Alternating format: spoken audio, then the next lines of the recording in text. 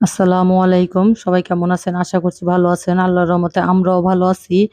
তো আজকে রান্না করব হচ্ছে হলো গিয়া অ্যাঙ্কার ডাল দিয়ে, ডিম দিয়ে আর হচ্ছে হলো গিয়া করল্লা ভাজি। তো সেদিন মাছ রান্না করছি। মাহিন দুপুরেও মাছ খায় নাই। আমি বললাম, "কিরে মাছ খাইলি না?"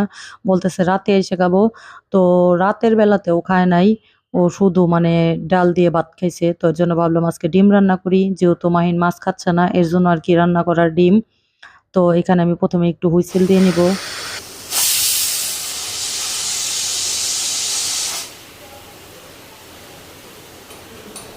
প্রেশার কুকারে ডাইল দিলেই একটা সমস্যা, মানে উপর দিয়ে পইড়া যায়। এর জন্য ভালো লাগে না। চুলা-টুলা একদম মাখা যায়। তাই এখানে আমি ১ম এ বড় কড়াই নিছি। যেহেতু ভাজিটা অনেক বেশি, ০.৫ কেজি করল্লা আর ০.৫ কেজি আলু নিছি। তো ছোট কড়াইতে ভর্তা হয়ে যাবে, এর জন্য আরকি বড় কড়াইতে নিছি। আমার হাতের করল্লা ভাজিটা মাহিন অনেক পছন্দ করে। আবার আমার ছেলেরও অনেক পছন্দ করল্লা ভাজি। তো এর জন্য আরকি বেশি করে একটু ভাজি করলাম, যাতে ২ বেলা সুন্দর মতো হয়ে যায়। আর এদিকে দিয়ে দিলাম হলুদ সামান্য পরিমাণ। কাঁচামরিচ দিয়ে দিলাম। সামান্য কাঁচামরিচ দিব, বেশি দিব না। কেননা করলা ভাজিতে বেশি ঝাল হইলে আবার ভালো লাগবে না। আর এদিকে মোটা করে পেঁয়াজ কেটে রাখছি। পেঁয়াজটাও দিয়ে দিলাম একেবারে। আর ভাজিটা একদম লাল, লাল করে ভাইজা নিব। আর এদিকে আমি ডিমটাও ভাইজা নিব একবারে। ৬ টা ডিম রান্না করব। তো ডিমে রান্না করাতেও আমি পেঁয়াজ মরিচ দেই, নয়তোবা ডিমটা খাইতে ভালো লাগে না। আর এইভাবে পেঁয়াজ মরিচ দিয়ে ভাইজা যদি রান্না করি, ডিমটা খাইতে খুবই টেস্ট হয়। তরকারির ঝোলটাও ডিমের ভিতরে পুরাটা ঢুকে যায়। আর এদিকে একটু ঝাল, ঝাল লাগে, খুবই টেস্টি লাগে। আর মরিচ আর পেঁয়াজ না দিলে ডিমটা খাইতে একেবারেই ভালো লাগে না। তো ডাল দিয়ে একদম বেশি করে ২ বেলার জন্য রান্না করে রাখবো। তো ডিমটা ভাইজা নিতেছি এক চুলায়, ভাজি হইতে ভাজি হইলে ওই কড়াইতে আবার আরকি ডাইলটা দিয়ে দিব। ছোট কড়াইতে ডাল রান্না করলে ২ বেলার হবে না। এর জন্য আরকি একটু বড় কড়াইতে রান্না করতেছি, যেহেতু আমরা লোক বেশি। আর এর জন্য আরকি। তো ডিম সুন্দর করে ভাইজা নিলাম। ভাইজা মাঝখান থেকে ২ টুকরা করে নিব। তারপর আরকি আস্তা রান্না করলে ডিমটা ভাইঙে যাবে। এজন্য আরকি ২ টুকরা করে নিচ্ছি। যার লাগবে ২ টুকরা খাবে, নয়তোবা ১ টুকরাই খাবে।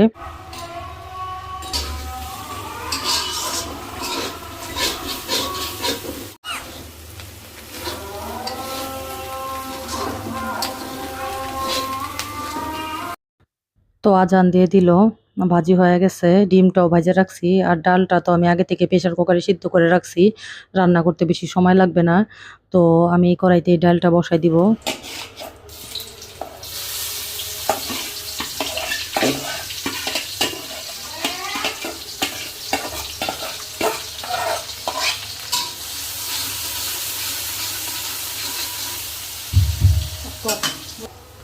তো ডালটা আমি একটু কষায় বসাবো। এজন্য দিয়ে দিলাম পেঁয়াজ। আর পেঁয়াজটা বেশি ভাজবো না।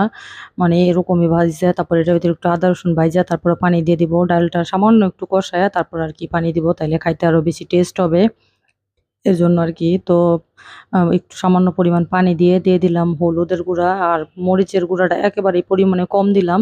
আর এখানে যে ধইনা জিরার গুঁড়া দিয়ে আবার সামান্য একটু পানি দিয়ে মসলাটাকে ভালোভাবে কষায় নিব। যেহেতু আমি কাঁচামরিচ দিব, এর জন্য আর বেশি মরিচের ফাঁকিটা দিলাম না। আর নয়তোবা বেশি দিলে লাল টকটক হয়ে যাবে। এখানে দিয়ে দিলাম পরিমাণ মতো লবণ। আর লবণটা বরাবরই আমি হাত দিয়ে দিতেই পছন্দ করি। আর মনে হয় কি আমার কাছে অ্যাকুরেট হয়। আর চামচ দিয়ে দিলে আন্দাজ পাই না ওরকমভাবে। তো ওই যে ডালটা আগে থেকে সিদ্ধ করে রাখছিলাম। এখন ডালটা একটু কষায় নিব। কষায়া তারপর আরকি বেশি করে আরকি ঝোল দিয়ে দিব। যেহেতু ২ বেলা খাবো, এর জন্য আর যদি থাইকা যায় সমস্যা নাই। সকালে রুটিতে খাওয়া যাবে। এর জন্য আরকি একটু বেশি করে রান্না করা। তো এখানে আমি ভালোভাবে ডালটা একটু কষায় নিয়ে এখন আরকি ডাইলে পানি দিয়ে দিব। আর আমি একটু বাসি পানি দিয়ে দিব। বাসি পানি দিয়ে দেওয়ার কারণ হচ্ছে হলো গিয়ে ডালের কালারটা খুবই সুন্দর হয়। আর আমি বোতলে আগে থেকে পানি ভরে রাখি। তারপরে এই পানি দিয়ে ডাল সিদ্ধ করলে ডাল সিদ্ধটাও সুন্দর হয়। আবার তাড়াতাড়ি হয়, কালারটাও সুন্দর হয়। তো এখানে দিয়ে দিলাম পরিমাণ মতো পানি। আর এটা ঠান্ডা হইলে আরো ঘন হয়ে যাবে। এর জন্য একটু পাতলা করেই পানি দিলাম। তারপর ঢাইকে দিয়ে কাঁচামরিচ দিয়ে আবারও একটু লবণ দিয়ে দিলাম। লবণটা একটু কমই হইছিল। তো বলক এসে গেছে। এখন আমি এটার ভিতরে দিয়ে দিব ডিম। যেহেতু ডিমটাও অনেকখানি আ ঝোল চুইসে নেয়। এরজন্য আরকি ডিম রাঁধতে গেলে ডিমেও অনেকটা মানে ঝোল খাইয়া ফেলে। এর জন্য একটু মানে পাতলা থাকতে দিয়ে আবারও ঢাইকে দিলাম। দিয়ে কিছুক্ষণ আ রাইখা তারপরে এটার উপরে জিরা ফাঁকি দিয়ে আমি নামায় নিবো। আর জিরাটা আমি আগে থেকেই গুঁড়া করে রাখছিলাম তরকারিতে দেওয়ার জন্য। দেখা যায় রান্না করার সময় আবার জিরা গুঁড়া করা হয় না, খেয়াল থাকে না। আবার দেরি হয়ে যাবে। এজন্য আরকি আমি আগে থেকেই সবকিছু রেডি করে রাখছিলাম। এখন আমি যে পরিমাণ মতো একটু জিরার গুঁড়া দিয়ে দিব, তাইলে ডালটা খাইতে আরো টেস্ট হবে। না দিলেও হয়, দিলে মানে অন্যরকম ঘ্রাণ হয়। অনেকে হয়তো এই ঘ্রাণ ভালো লাগে না, আবার অনেকের কাছে ভালো লাগে। তো আমার কাছে এই জিরার পাখিটা অনেকই ভালো লাগে, এর জন্য আর কি দিয়ে দিলাম।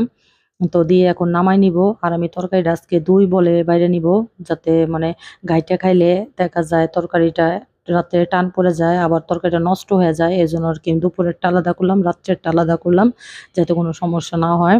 আর খুশাপুকেও একটু ডাল দিয়ে দিব আমি, ডাল দিব। আবির আগে থেকেই বলতেছিল আম্মু বাবাকে একটু এই ডিমের দিও, যেহেতু এভাবে রান্না করছি এর জন্য আর কি। তো বাইরে নিলাম একবারে। তো এখানে খুশাপু আবার ভর্তা দিয়ে গেল, ৪ রকমের মরিচ ভর্তা সহ। তো আবির আর আব্বু এই যে খাইতে বসে পড়লো। প্রথমে আবিরকে ভাত দিয়ে দিতেছে। তো আবির বলতেছে আম্মু তুমি এটা কি দিয়ে রান্না করছো? ডাল দিয়ে ডিম। তো আমি বলতেছি খায় দেখ, অনেক টেস্ট লাগবে। তো আগে থেকে ও টেনশনে পড়ে গেছে, টেস্ট লাগবে কি লাগবে না। তো ওরা দুই ব্যাপারটাই যে খাইতে বসে পড়লো। তো আমি বলতেছি খায়া দেখ কেমন লাগে। তো প্রথমে ভর্তা দিয়ে খায়া নিচ্ছে। তো আমার ছেলের বেগুন ভর্তা, পেঁপে ভর্তা মানে খুবই পছন্দ। মানে ওর বেগুন ভর্তা খুবই পছন্দ, বেগুনের তরকারি খুব পছন্দ, ভেন্ডি। মানে ও হইছে আমার আব্বার মতো, আমার আব্বার এই খাবারগুলো খুবই পছন্দ ছিল। আর ও খাইতে বসেও মনে কি সেম আমার আব্বার মতো। মশালা দিলে দেখতে দেখতে ছেলেটা বড় হয়ে যাচ্ছে। তো এদিকে কথা বলতেছিল আর খাইতেছিল। মানে আমরা সবাই একসাথেই খাই সবসময়। হঠাৎ বিশেষ হয়তো খাওয়া পড়ে না, যখন আমার খিদা লাগে না। হঠাৎ দেখা যায় রান্না করার সময় অনেক খিদা লাগছে, হালকা পাতলা কিছু খাইছি, তাহলে আমি আর দুপুরে খাইতে পারি না। তখন হয়তো আমি একটু লেট করে খাই, ওরা খায় ওঠে, নয়তো বা বেশিরভাগই আমরা রাত্রে বা দুপুরে একসঙ্গেই খাই। মানে ভালো লাগে সব একসঙ্গে খাইলে।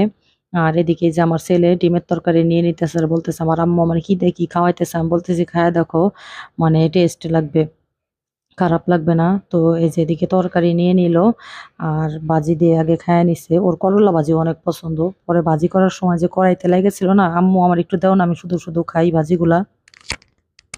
তো ওরা দুই বাব্বাটা খায় নিতেছে, এদিকে আমিও ভাজি দিয়ে খায় নিতেছি। আর ভাজিটা মানে খুবই টেস্ট হয়েছিল, মানে বলার মতন, একদম লাল করে ভাজি করছি, তো খুবই টেস্ট হয়েছে। আর এদিকে আবির আর বোকা লবণ কম হয়েছে, একটু লবণ কম, তাছাড়া ঘ্রাণের স্বাদে অতুলনীয়।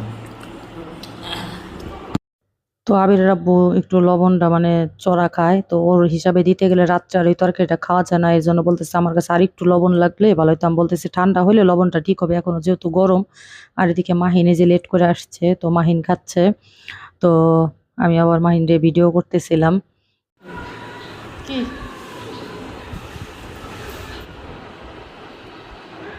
আর ভিডিও কল না করলে জিরে খাই দিছি।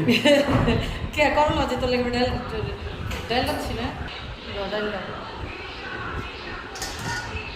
গরুর মাংস ফ্রিজে রাখা আমার ডিম দিয়া খাইতে দিছে, ডিম। আর কইতাছে যে আম্মু দেখবো ভিডিও যে তার ছেলেরা খাইতে দিছে কিনা। তো গরুর মাংস ফ্রিজে রাখা ডিম দিয়া খাইতে দিলে লাভ হবে, কি তো কথা হলো। তাই সমস্যা নাই, আম্মু আয়া বিচার করবে না।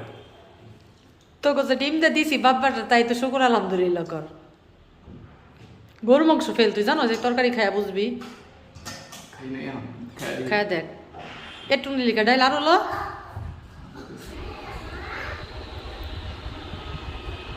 আপনারা কেমন দুইটা কম্বাইন খাইবি, ডাল আর ডিম একসাথে রান্না করে আলাদা আলাদা। কখন গরু মাংস রানলে ভালো হতো না, এটাই ভালো হচ্ছে। আমি তো গরুর মাংস খাই না। তো মাহিন খাইতেছিল আর ফাইজলামি করতেছিল। তো সবাই আমার ভিডিওটা ভালো লাগলে চ্যানেলটা সাবস্ক্রাইব করে দিবেন, দোয়া করবেন যাতে নেক্সটে ভালো